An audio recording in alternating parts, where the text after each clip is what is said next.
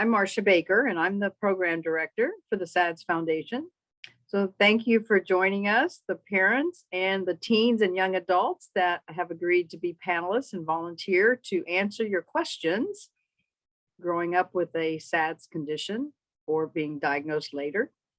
I think we'll start with just a simple introduction of our panelists with their name, where they live, and what their diagnosis is, and then we'll get into some other questions. So why don't we unmute, and Evan, would you start, please? Sure. My name's Evan. I am 23 years old and I'm from Toronto. I just finished my last semester at the University of Toronto, and I have Brugada syndrome. Thank you. And Ella, would you go next, please? Oh. Hi, my name's Ella McGahey and I'm 20. I am currently at Metro State Denver as a women's soccer player, and I was diagnosed with long-QT syndrome when I was 6. Okay, thank you, Ella. Cassidy. Hi, I'm Cassidy. I'm currently calling from Scottsdale, Arizona, but I go to school in Tucson at the University of Arizona. I'm 20 years old. I was diagnosed with kind of a variation of ARVC, more like ALVC, or desmoplakin cardiomyopathy when I was 17. Thank you. And Charlie, last but not least. My name's Charlie McElroy. I'm from Boulder, Colorado. I've been diagnosed with type 1 long QT my entire life, and I just graduated high school. All right, thank you. So I'm going to start off our conversation with a couple questions, and then I'll welcome questions from any of the parents that have joined us. So Ella mentioned already that she learned about her condition when she was 6. Cassidy, when did you learn about your condition?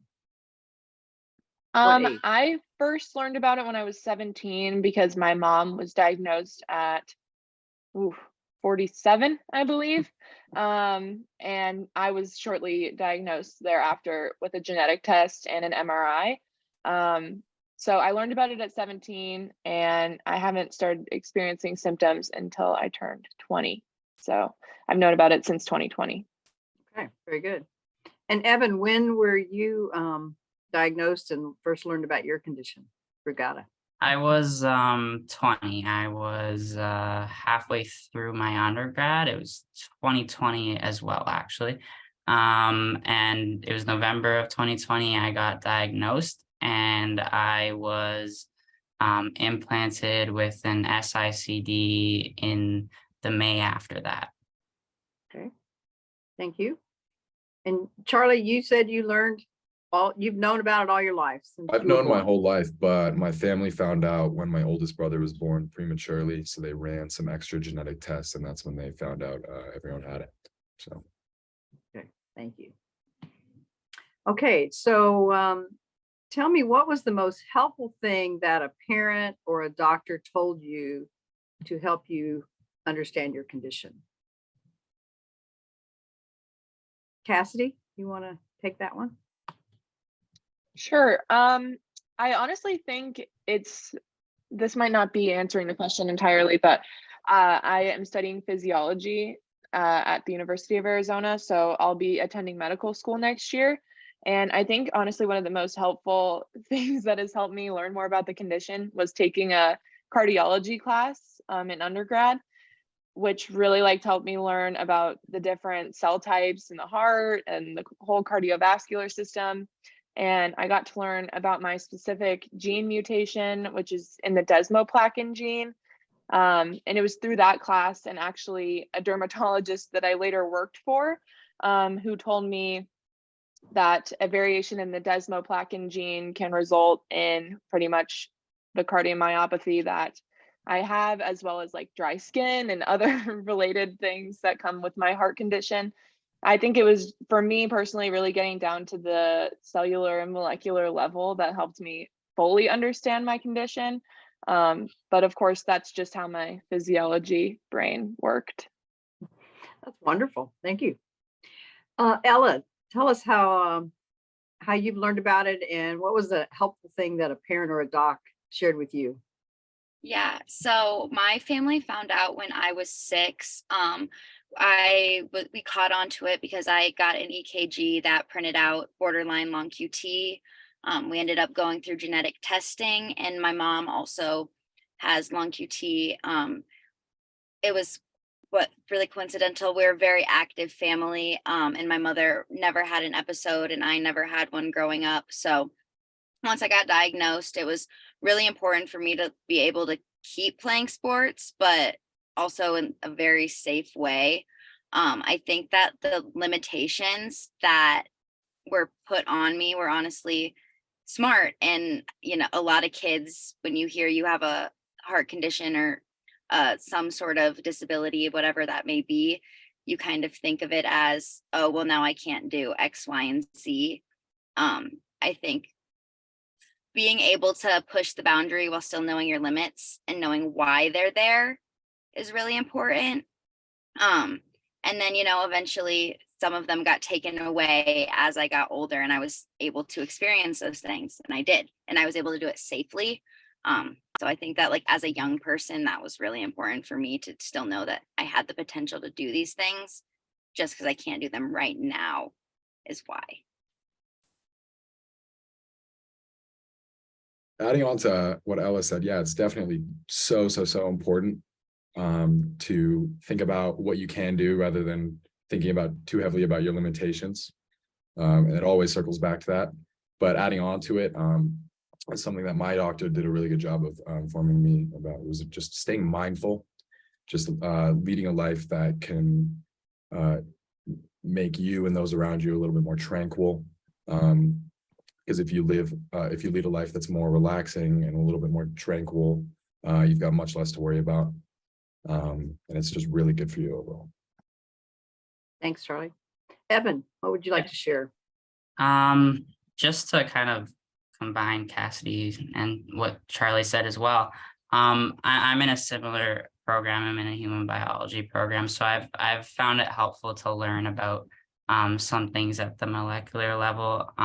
But I think what that also helps, and it's something that my physician and family encourage, is to be mindful of what you can and can't control with your diagnosis. I think that's really important. For me, it helped relieve any anxieties that I had about some of the unknowns that come with Brugada syndrome. So I think that's what's been really helpful for myself. Okay. Thank you, Evan. And any of the parents that want to post a question, you can either unmute yourself or you can put it in the chat, and we'll unmute you if you'd like to verbalize a question. So moving on, what was one of the biggest challenges you faced since your diagnosis? Ella, go ahead. Yeah. I think the biggest challenge that I faced, especially growing up as an athlete, is people not really knowing what to do with me. It was very much, I'm coming to you saying, hey, just so you know, there's an AED in my bag. Oftentimes I was separated and, called in terms that weren't necessarily the most accurate. But I think that's also something that has taught me a lot in kind of how to advocate for myself. It's really important, especially as a young person. I was very fortunate that my parents did give me the opportunity to advocate for myself, as well as give me the understanding to explain to people. And sometimes that can be really scary for an adult to hear a young person fully explain something that they don't know. But I think it was a barrier that you were able to get over, I guess. Thank you, Ella. Cassidy, what was one of your biggest challenges? Yeah, so when I was diagnosed at 17, I was training literally for an Ironman triathlon at the time. I've been a competitive swimmer for 12 years. I was running on and off. I did several half marathons in my teenage years. And when I got diagnosed, the doctors told me, you can't work out at all, period. Like no running, no cycling, no swimming, no weightlifting, just stop exercising. And as somebody who admits to having like a severe exercise addiction, that was really hard to hear. I like did not ever want to stop moving. And it took me honestly years to like kind of cope with that. And I've really eased out of exercise. Like I didn't listen to the doctor's advice right away, which I had totally regret now, 3 years down the line. But that was kind of my experience with being told to stop exercising. I just felt like I had to listen to my own body at the time. And for my own mental health as well, I couldn't just stop what I was doing. I kind of had to find new areas of exercise that were suitable with my condition. And I took up yoga. I go on daily walks. I found other ways to be mindful and practice mindful movement rather than like high intensity interval training or running or anything like that. But that was probably the hardest thing I've had to overcome so far. Excellent. Thank you. Ryan, you have your hand up. Would you like to ask a question? Yeah, thank you for calling on me. And I'm Cassidy, one of Cassidy's parents. Her other parent is here. And I think actually my spouse, Christy, You just asked the posted it. question better than I probably could. And maybe I know the answer for Cassidy. She does not have an ICD, but I'm just curious about the others here who are panelists and maybe others who are listening or who are just observing this about their experience with ICDs. Thank you. So who else Yeah. has an ICD, and what type do you have, and what's your experience living with the ICD? That's Christy's question. Yeah. I have a subcutaneous ICD. And in terms of how it's impacted my life, it took a little bit of getting used to, directly after it was implanted. But in terms of what I can and can't do, I'm a pretty active individual. I work out often and I play sports. So that hasn't really stopped me. The S-ICD hasn't stopped me. Maybe like when I'm working out, there might be a couple of different ways that I have to work out just because it feels a little bit uncomfortable, but it's very minor. And it really has not, I would say, stopped me in any way. It's just provided, the peace of mind that I am protected. I think that's what's most important. Yeah. Okay. Thank you, Evan. So Charlie or Ella, do either one of you have an ICD? I don't have an ICD, but I have had my own AED that I've kept with me and carried with me That you through transport. all athletic events and kept handy, which has Very been good. a very good security blanket.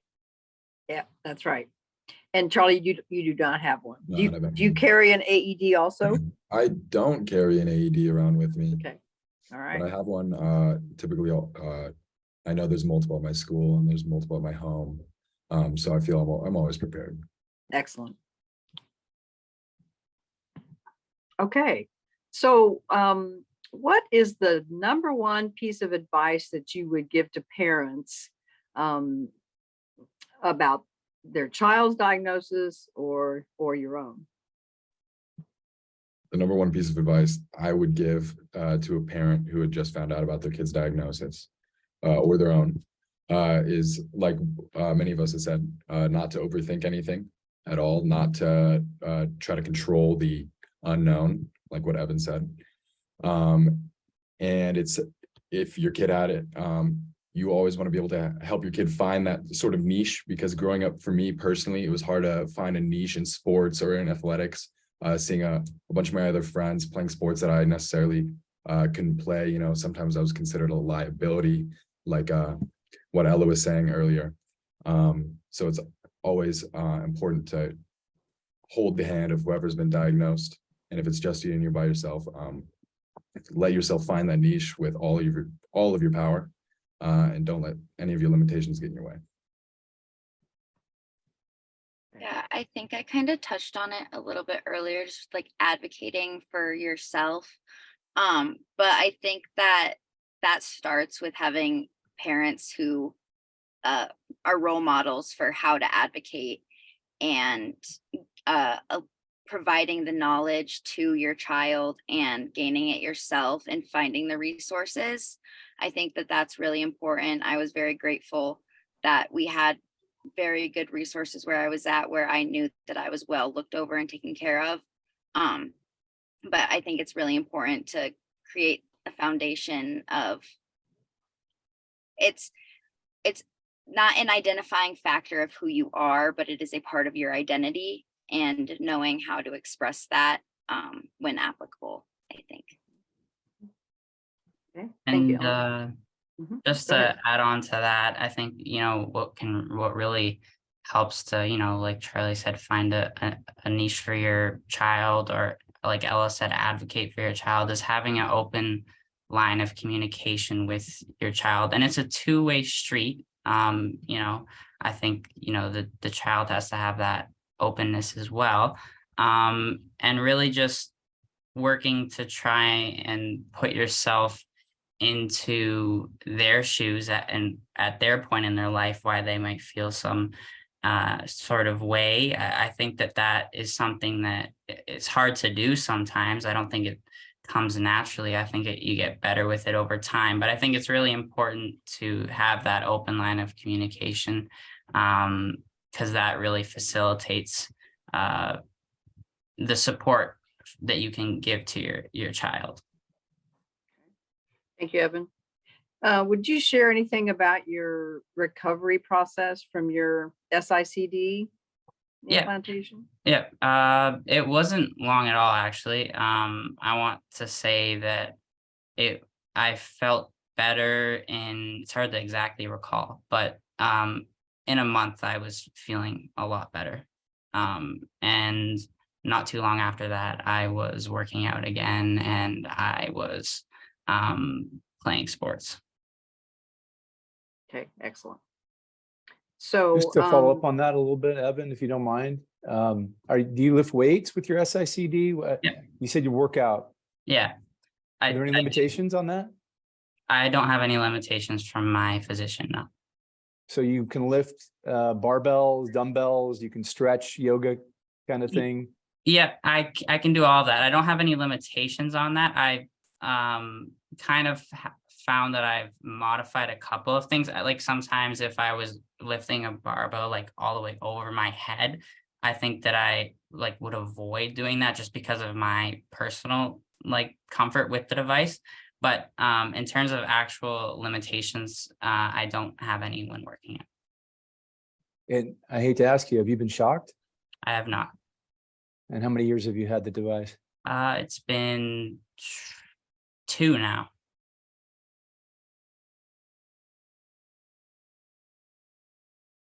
Thank you. thank you, Ryan. Yeah. So for those that are on medications for treating their condition, what tips would you share in remembering to take your medications? Charlie, you had some the other day. Yeah. As I was growing up, my mom did a really good job at reminding me all the time, because I would never remember on my own, obviously. But now that I'm becoming more independent, the number one thing that I can do to best remember is to have 2 separate bottles. I'll split them into 2 and put them in 2 parts of my house that I'm always at, like one on my desk or run one right by my sink. And I just always have to tell myself to always take it, because it's so worth it. It's just not worth skipping, even though I'm asymptomatic. It's so important to take. Very good. Anyone else have any tips they'd like to share on remembering to take their meds? I set an alarm on my phone, same time every single day. And I have another medication that's not related to the heart condition that I have to take every single day. Otherwise, I will face consequences from not taking it. So I have to take that one, and I just take it, my metoprolol, at the same time. So Excellent. Any other thoughts? Ella, what do you do to remember? I am the same way. I also have other medication that I have to take. It helps also that I have soccer practice in the morning.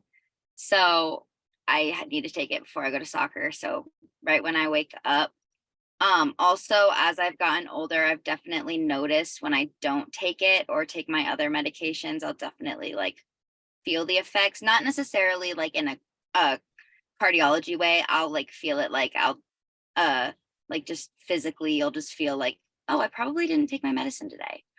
Just after taking it so long. But yeah, alarms right in line of sight, best way to do it.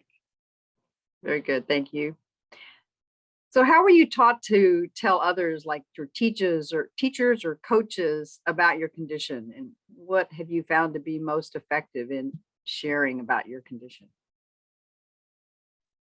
The one that I have found the easiest and I still use to describe it to my friends is essentially as my heart rate goes, there's a QT measurement. As my heart rate goes up, that gap gets bigger. And in the gap is where you have cardiac arrest.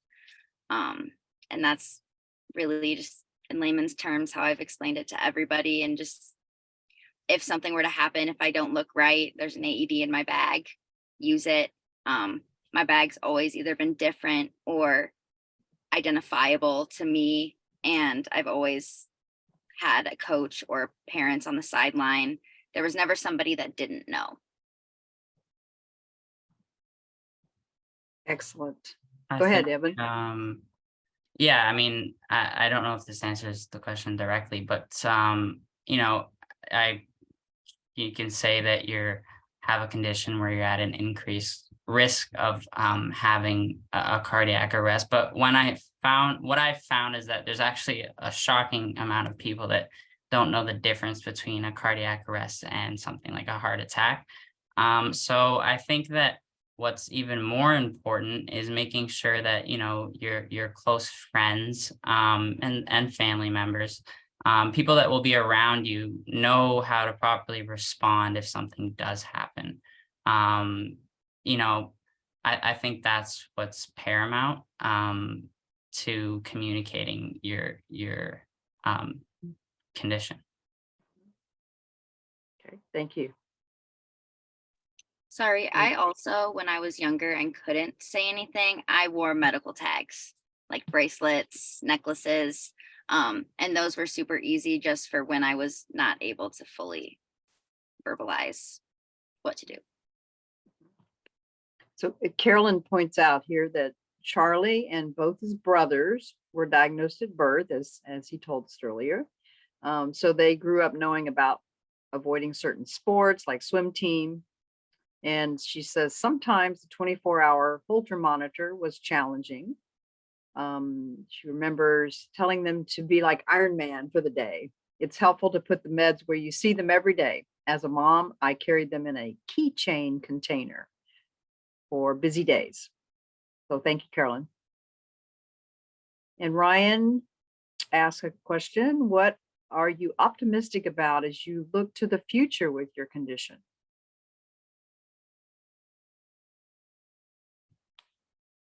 Evan, go ahead. I think that everyone here would be optimistic about some of you know, the future for therapies that could be there. I think that's always something that I'm optimistic about. Also, I think for myself, since I have a device, I think I'm optimistic about you know, the progression of the devices themselves, you know, becoming more accurate, becoming, you know, reducing inappropriate shocks, improving appropriate shocks. Those are all things that I'm optimistic about. But I think the therapies is something that interests me and I'm optimistic about. I think the thing that I'm most optimistic about is continuing to kind of push the ceiling and push the stereotype of SADS conditions.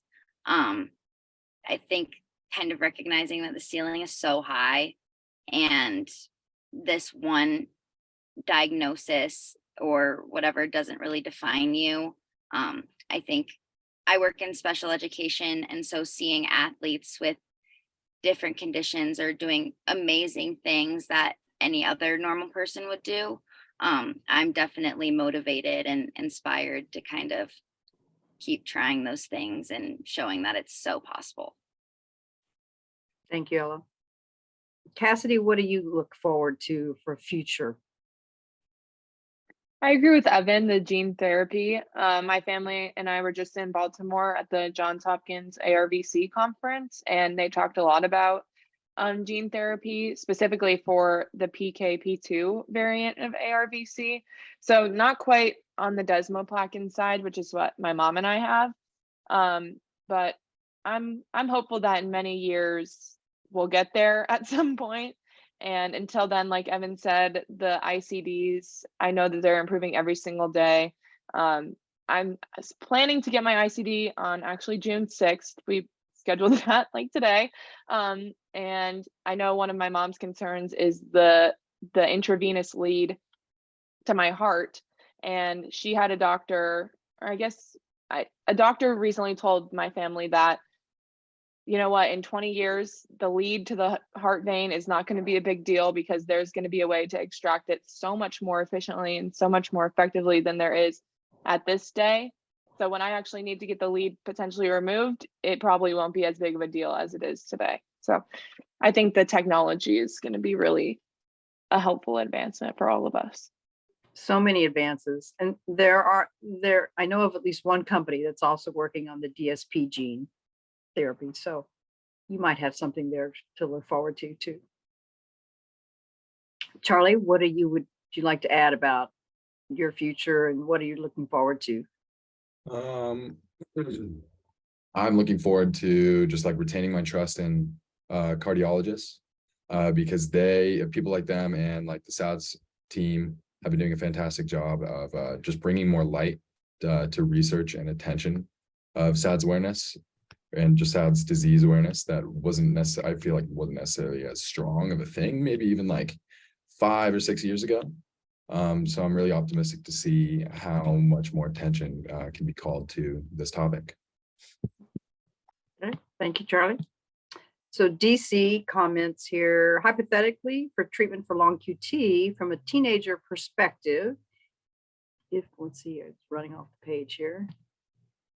From a teenager perspective, if you were given the choice between ongoing beta blocker therapy versus a one-time LCSD surgery monotherapy, what are your thoughts related to that?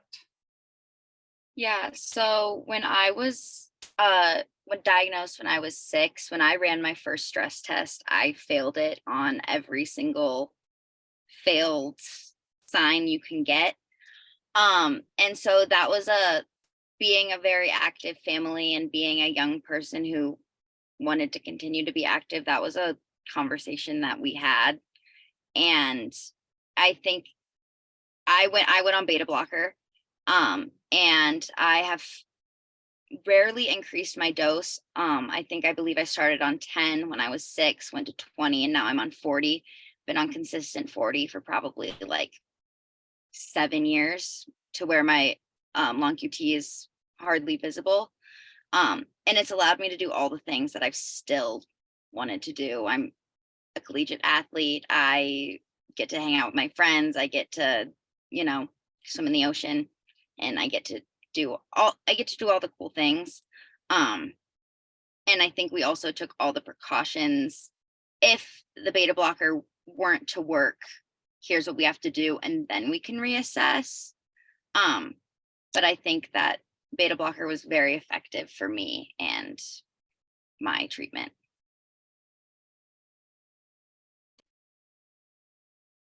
Thank you, Ella. Charlie, have you ever thought about this various therapies for your long QT? No, I've been on 40 milligrams of Nadolol every day for probably 7 years, maybe a little bit less than that. It's been a pretty long time, and I'm not sure if there's any changes coming in the future or not. For now, I'm happy where I am. And you're asymptomatic. Wonderful. Excellent. Okay, any other questions or comments, closing comments from the panelists? I appreciate your participation today from the parents, as well as I thank each of our young adults for participating today. So appreciate it, and we'll bid you a good farewell. And thank Thanks. you. All right. Appreciate your joining us tonight. Thank you. Thank you. Thanks. Okay. Good night. Bye.